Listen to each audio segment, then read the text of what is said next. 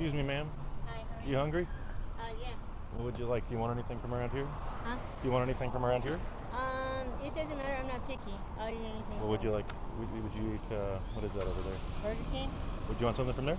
That's fine. Anywhere you pick, I'm not picky. But yeah, that'd be fine. What would you like? It doesn't matter. Okay. I'm not picky. I'll be right back.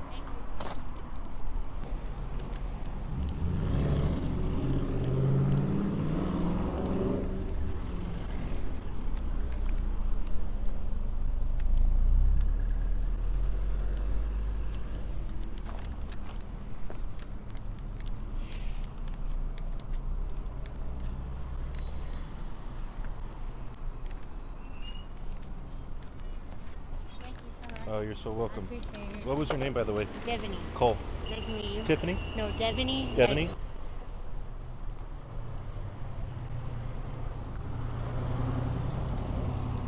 Want me to just put it in there? Oh yeah, for sure. Thank Just you. some socks, some underwear. Oh, cool. Thank and you. a little Powerade, some power bars and I stuff. said like my fiance's homeless too. But it looks like there's like men's underwear in here. Yeah, I didn't get any female underwear. I didn't know what to get. Oh, okay, So no, I that's apologize good. for that. He's like a large, I read it like large. Yeah. Yeah, he could use those. Oh, perfect. Thank you. You mind if I sit with you? No, that's fine. Go ahead. Okay. And I just want to interview people and hear their story and, Okay, yeah, that's where are you fine. from? I'm from Cedar Valley, California. Yeah. How long have you been homeless? Since I was about 10 years now. 10 years? Yeah. And what was the major cause that?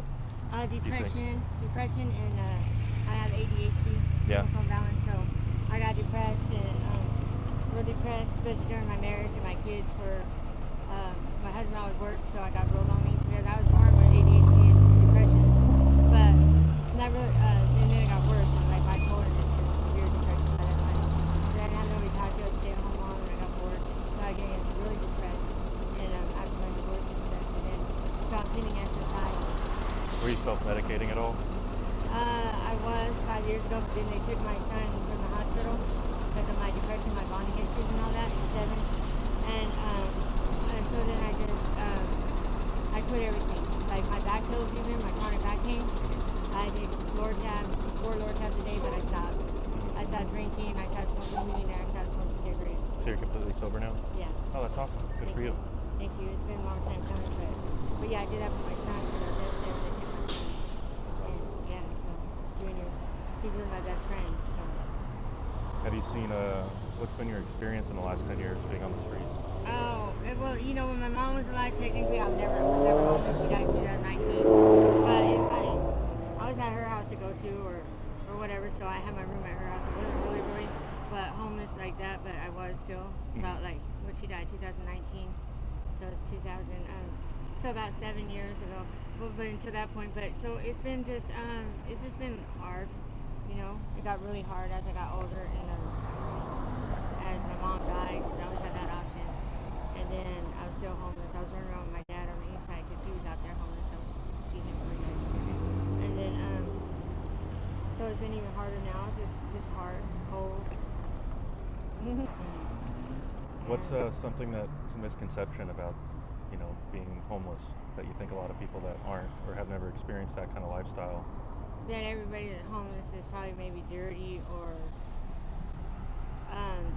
they're on drugs or they're just like worthless or don't want to work or users. So a lot of them are doing stuff like to get over on people, and they give us a bad name. Yeah. Because like there's another homeless lady, Jazz, over the freeway. She been living in a house for 18 years, $1 million home off the street in a Mercedes. She's a realtor. Now she's homeless with her son, like her 27-year-old son. But every time on the first she gets her check, she gives me $10 because she said, you don't just take like everybody. So I want to give you some. She said, you're a mother effing hustler. She said, and then also you actually doing something with yourself. You're taking this money to do this because you got to go pay this, and you want to join the gym because you want showers. Not like everybody else. So she said, I want to give you $10. She did it for a couple of months in a row. Because she knows that I'm really, I was on the other side. I used to be here on the other side in a minivan. Shopping at Sam's Club, shopping at Kohl's. But I was married with 3 kids.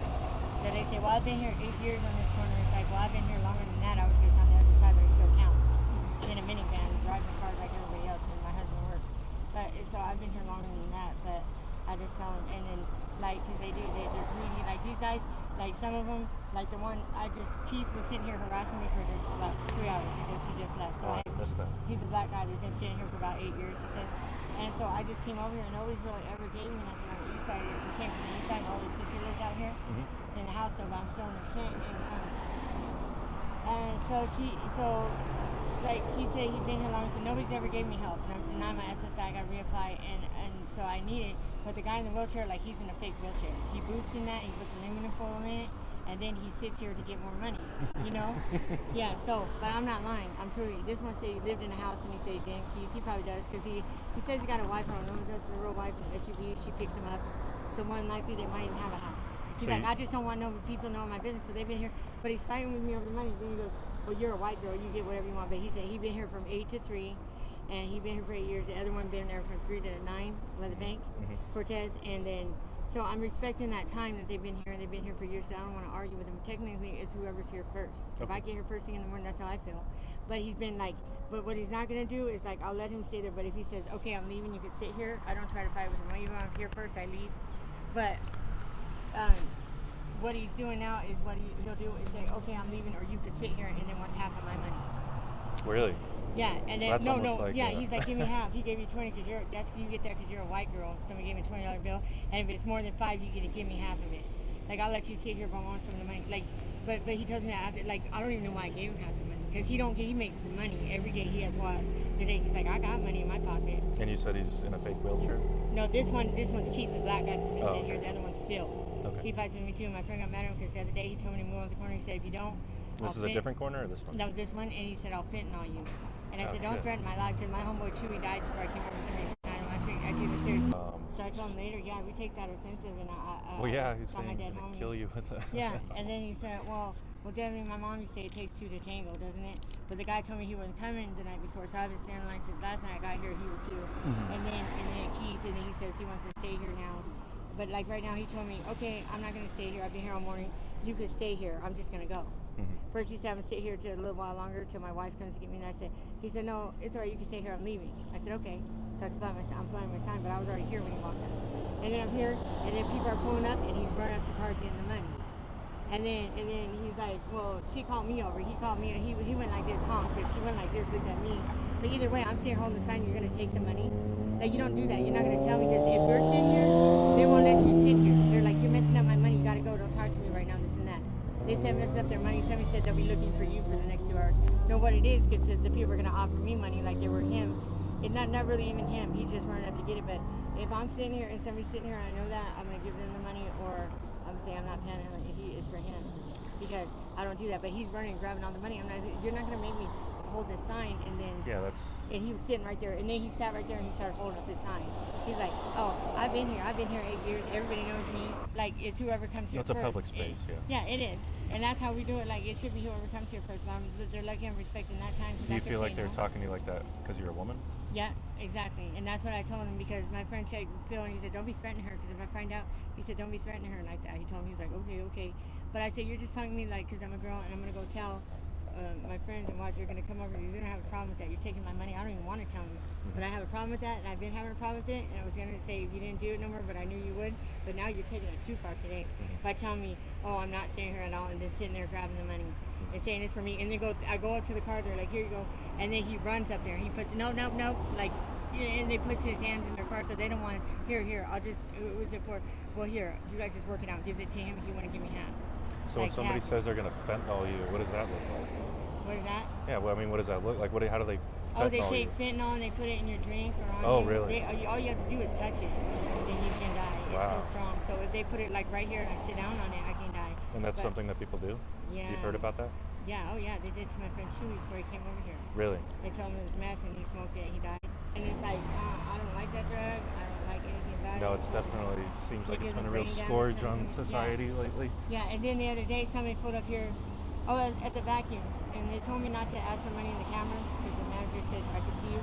But he said if you're back there, like certain places, I go, where's not a camera? He said, I wish I could tell you, but if you're gonna do it, make sure the camera can't see you. So I went on the side of my bus pass expired, so I ran over there, asked him for some change. So I said, yeah, hold on, let me see if I got it. Then he went around in his car, he was at the vacuums, and then he said, okay, come here, and I went to run the driver's seat, and no, come to the other side. And I went to the window, and his pants were off, and then he was giving me the change, like, now count that, and I was like, all right, that should be good. I was like, thank you. And then he started jacking off, so I walked off. This is the manager? No, this was the guy at the vacuums. But the manager told me if I ever asked for money, That was another make sure. homeless guy. No, he told me make sure you go where the camera's gonna see. So I went by the vacuums to ask, not at the gas pumps. And he was back there, and that's what he did to me. And I was Just like, some random guy. yeah. And so instead of running the store, I was afraid I was gonna miss my bus. My friend Robin that works there was there at the bus stop, and she called and told him. They said you should have came right in and told us, because we could have done something. Then the next day, I never had somebody, how do you call that? Like streak me like that, or expose yourself. And then I got here at 12 the next day, and some guy pulled up and handed me $1 in a different car with different hair. I don't know. It could have been the same guy with a wig in a different car. I don't know. But he went and handed me $1. Went to get it. His pants were off. He was jacking off with his hand too. That's horrible. But my stepdad did all the peace treaties in Las Vegas. He did 997 times in jail. He did like this girl over here. Everybody knows your dad in Vegas, the sergeant said, because he did the peace treaties for the gangs in the 90s. Richard that's Lopez, cool. Grumpy. Mm-hmm. Yeah. What was your father's name? Grumpy. Richard Grumpy? Lopez. Okay. Yeah, he did all the peace treaties for all the gangs in the 90s, all over the news. Metro said he made our job easy, because he's the only one that had that power to get over, to come over them and then listen. My real dad was a Hell's Angel, but that was his friend.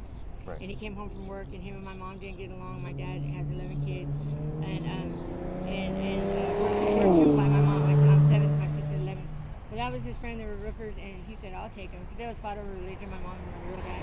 So that was his friend, and he couldn't have kids, so he got us in diapers, and he loved my mom. He was with her 30 years. He did all the peace treaties, and he was very well known in Vegas That's awesome. Yeah, and gang violence hasn't been the same since in the neighborhood. So that's what we do. So I had a pretty. He's been in jail 997 times. My real dad. Yeah, they call him the Southside King, but he's renowned. So I grew up around everyone. Thank you so much. I love you. God bless you. Thank you. I love these things. They're Fairfax. Thank you. Oh, that's nice. And so that's just. But then now my fiance is homeless too, and I gotta reapply for Social Security disability, and then also we just got a gym membership yesterday. I used to have a gym membership in 2011, so we can go shower. So I'm excited. I haven't got to do that, but like he wasted my time today, and then I had a real problem with that. I'm gonna tell you, you're just picking on me because I'm a girl. I told him, but when I have some whoop, like he told that dude the other day, he said, "Hey," I told him he was threatening my friend. He said, "Don't be threatening her. Don't be threatening. They're all gang members. They submit to my dad." But that's what the dude was telling her. He was like, over here, he was like, no, yeah, that's what they do when they're above, they're on top. They're shot callers. That's what they do, because when her dad speaks, because he's a shot caller, my dad. How do you feel like law enforcement treats you guys, like around here? Awesome. Really? Like they're so kind to us. That's But awesome. we're like around Christmas, the day before Christmas Eve, we had tickets for lodging and Vinland Park at the park hours. It's a crime now to be homeless. So if they ask you want a shelter, they pull you over and you say no, then you go to jail. And it's called lodging. Like if I have this and I'm sitting right here and nowhere to go, they call it lodging, and they can take you to jail if you refuse. So if you have any like items that you're carrying around, basically. Yeah, it's like lodging. That's too much. That's called lodging automatically. Okay. Like we were in the park, and we had being in the park hours, and we had this and we had a grocery cart that time, but I never get them because I know they're illegal. But that one, it's called lodging. It's 90 days in jail. So we got tickets, but they came and we were up by Lowe's for 4 months. We had our tent. We never had a problem. The neighbors even brought us dinner because we were very respectful. My sister lives over there. I'm like, these are my neighbors too, so I'm not going to be disrespectful. Even when we need to wash up or turn on our lights at night, we don't. We had a canopy and a tent, but that over it. Metro came looking for some guy. He had his girlfriend. They said, okay, you guys got to move within a week. We just moved up the hill. And for 2 more months, and then the guy next, Romaine, moved next to us in the tree. He had trash. He had all this stuff. The officer said, no, it's because of him. The neighbors called on him. They called on him 10 times. He said it because of him. So you guys are going to be kicked out. He said, my man had still his warrants. I took care of mine for the lodging thing. But he said the nice house will be so nice. So we were in the trash can at Lowe's downstairs, down in the bin. It was raining and stuff. We just got all our stuff downhill. He goes, I'm going to give you all day to move, one day, because you got a lot of stuff. So we moved out, and then we went there for safety and warmness. And then they came, and the next day they called us out, Metro. They were just going to go call for them on counter, but they said, no, it's not a felony, we'll take you to jail. But then they go, oh yeah, remember these guys from the east side, they're officers over there. They said they called us over here from the east side specifically to help with the homeless problem. Because there's like a couple of them, like Romaine and them, that will just go all out. That was in the tree next to us, had trash up there, people up there. The neighbors aren't putting up with that, and they don't have to. Like, even we need to be talkative. We're quiet at night. We don't turn on our lights. We don't watch up when we need to, because we're not supposed to be there. We gotta respect them. We gotta whisper. Yeah. You know what I mean? Yeah. And it's a crime. Just being a good neighbor. Yeah, and then they brought us dinner and all that. So, but him, we know the officers, like, they call on him, not you guys. They call on him. We know, we've been here for a long time. So he kind of does that, and he's not a nice person. He was abusing Hunter. Hunter was only 17, now he's 18. But I put word out. He wants to get drafted to the military. His grandpa kicked him out, and so he's homeless. He had him in a tree, and physically he was abusing him. And when I looked, I was like, by Albertsons, I was like, are you hitting him? Like he put it over like he was mad. Then he played it off like he wasn't, but he said, yeah, this lady pulled over, she was pissed. And he said he was a receiver. But I told him, don't be doing that, we're all out here together. Plus Hunter's a child, so I don't micromanage. He was over here causing trouble the other day, he stole from us. And for me, Hunter said, well, why do you care the other day so much, Demi? Thank you, he'd tell me. Because I put word out, he said he shakes when he comes around me. But still, I think he was sexually abusing him, because he took him in the trash can area, and then his boxers on the floor. Cops came out, the other homeless lady said they called, said they heard your son too. They came to her. He was screaming across the street because I seen him go in the trash can with him, but it didn't look like Hunter. Long hair, he carries a whip. He had a blanket on his face. He carries a whip? In. Yeah, a big long whip, and he whips it. Why does he do that? He's a piece of junk and intimidation. And Hunter, I told him, because you are a child, that's why I care. And why you care, I don't get it. There was so much, but he kept thanking me the other day. I said, because you were a child then, you're still a child, even though you're 18 now. And he has no right to touch you. I don't care. Period. But I'm gonna step in right away because I don't take that. Like, I'm a mother too. I don't play that. So anything I put word out, how he's piece, I can't stand him. He got an attitude. He follows people around. The other day he came following me around, and I told him, I'm calling the cops on you. Right here, he was talking to that guy, and then I went to AMPM. He went there. He goes, you're going to the bank corner? I said, yeah. When I came out of AMPM, he was sitting next to me for the longest. He had no money, so we got to go. So he was over there when I came out. So I came here, and then he came over here. So I said, I'm calling the cops on you. But some little boy came up with a quarter to give the keys. He was a little white boy, was blonde hair, about 6 years old. And then he started playing with the rocks, and he's like, fuck you, Debbie, fuck you up. I haven't said one word to you. I said, you're not going to follow me around. I'm calling the cops on you. Yeah. And I started recording him, and I said, and back up away from that child, you know, because he was sitting on the wall close, and he was yelling, bitch, fuck you, bitch. She jumped me and stole my backpack or whatever, but he said, I'm calling Lori. I'm like, call her, because I'm going to make a report on her, too. She threw rubbing alcohol on my face, and I had those warrants, so I couldn't. But now I don't. And then I was like, you need to back up. I said, you're in front of a child right here. You're a child abuser. Stay away from him and stop talking like that and get away from me. He went to lunge at me because I was recording him. And they stopped. He said, hey. He said, well, she's recording me. And then he started telling the kid, she's a bitch and she's this and that. I said, no, you don't talk to him. You talk to me, motherfucker. You don't involve the child. You know what I mean? Yeah. It really made me so mad. I didn't even say motherfucker. I was like, you're a bitch and a child abuser. That's what I told him. You need to talk to me. You leave the kid out of it. They still talk to him because of this and that. He's a little baby boy. I'm like, don't talk to a child. Talk to me. That's your problem. You're a child abuser. And you're abusing Hunter, and I'm going to take your ass out. I just don't like him in particular. Well, it doesn't sound like a good guy. He's just greedy as that. So, did I tell you what he was doing to me? No. I didn't even get to that. He was sitting next to me. He said, oh, okay. So he comes and sometimes he goes, okay, well, you can have the corner, this and that. So it's like, whatever. I'm just trying to keep the peace. He makes so much money sitting here. He's been here for 8 years. How much do you think he brings home he makes a day? at least 150 a day. Yeah. On good day, on all right days. How many hours do you think that takes? He's here from 8 to 3. He sits here. And then some days he's like, well, I'm not coming tomorrow. You can stay here. Well, I'm going to go to the Goodwill. You can stay here for 2 hours. So to keep the peace, when I'm already here first, I'm just going to give him the corner, right? I'm just like letting it ride. And then he's like, well, I'm not going to stay here today. Some days, but most days he does. And he makes at least $60 because I do too. They all do. If you sit right here, and he wasn't here for a week, and we got to sit here and split the days, like in half, and me and that person made at least $40, $50 at least. Yeah. Do you think that there's a lot of people that, you know, have good hearts that want to protect people and want to make sure nothing bad's going on, or would you say it's 50-50, or what would be your estimation? It would be like 70. Like we kind of stick together, most of us, and it's like it would be like 50-50, sometimes 60-40. Do you feel like there's a lot of resources to get off the street here? Kind of, but not really. They say there's resources, but there's not. Help Us Better Nevada, that takes a long time to get on the wait list. I had one when my kids were little, but you get it on the apartments faster when you're on the work program. They take 30% of your check. I worked at the mall. I remember that. My friend told me that. But you have to check in every month, and it could take years to get the apartment. We've been on it, but if you don't check in, you get kicked off. And one time we were in Abano, they came to find us, but that's like the only program for housing. They're saying they got so much more, but it's really not. And then, do you want to go to a shelter? No, I don't, because you have to be out of there at 8 in the morning till 5 in the afternoon. At least this way I can work my own schedule on a tent. Like if I need to sleep and go get a job, or if also you're like, they kicked me out of the shelter for years because I used to be on my back pills, the one where they have to drive you in for abused women. I fell asleep next to my dresser because I was out looking for jobs all day and tired. And I was going to get my pajamas, and I passed out instead of getting on my bunk bed. And they called the paramedics, and they found me sleeping on the floor. and they wouldn't let me in that shelter for 10 years because of that. It was Because like they I was thought you tired. OD'd or something. Yeah. No, they did. They Or knew just I thought you were didn't because drugged of up. the paramedics had the proof. I was Yeah. just tired. I didn't overtake my medicine or nothing. And so, but they said no because you had the paramedics come in here. We can't have you out of shelter. The other one, they wanted proof of my prescriptions by Monday. My doctor was out of town, so I went and told him on Friday I'm not going to be able to do that. And then they get them till Monday, the proof, and they kicked me out that weekend with my son. He was 10 years old. I said, please, please, please give me the weekend. You know, I was devastated, crying. Where are we going to go? And they were like, no, you can have one night, but you have to get out tomorrow. And they wouldn't let me back in that shelter every time Metro called them for years. Like, no, because you did that. It was like, it was not my fault. He wasn't in town. What did you want me to do? At least I came to tell you all I could do. And that's why, and they had some dumbass excuse, so I wasn't welcome in there. I don't know what you did, but they said you are not welcome there. Have you seen any evil since you've been on the street? Evil, yeah, I've seen a lot of evil. You think that's... oh yeah, the devil takes lives that daily. Like the boy was depressed. I mean, dehydrated the other day, and I said no. I had to go get him water. He's like, thank you for this. I'll never forget this. He was in the hospital because he was staggering, like he was drunk, and he was sick. And you can die. My friend was 32 and he died by the furniture store on the east side a couple years ago. He said, Devoni, come here. Could you give me a drink? I said, no. When I get back, I gotta go to welfare. I'm late. He's like, please give me a drink. I said, when I come back, because I didn't have money to get it. I had to get my card and all that.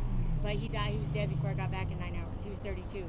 So that's dehydration. But the Lord didn't take him from us. Like people say, he takes him home when they get there. The devil took him. Why do you say that? Because he's here to still kill and destroy. And God doesn't take you home early. He wants you to have a long, flourishing life. He wants you to live here on earth. But he'll open the gates when you get there. But that's all the devil's work. He's here to still kill and destroy. And that's what he did. He destroyed a young life like that and took. Because God don't take you home early. What's a memory that you've had in your life that makes you happy when you think about it? The most happiest you've ever been in your life? Being with my mom here, being with my mom before she died, taking us to Burger King. It was like 2019. Yeah. All my memories with my mom were all happy. You know, she was a good mom. She never sat longer than 10 minutes in her life. She said, when I sit, I die. She stayed where my grandma sat. She was bedridden. Busybody. Yeah. And so she was like, she was wonderful. She was a lady, and she said, I don't talk like that. Never had a broken nail. She was always fixing her nails at the nail shop. Yeah, so I'm moving her kids every 6 months. She sounds like a saint. She was taking care of a lot of people, it sounds like. Oh yeah. My mom had healing powers and all that. She was very endowed, she said.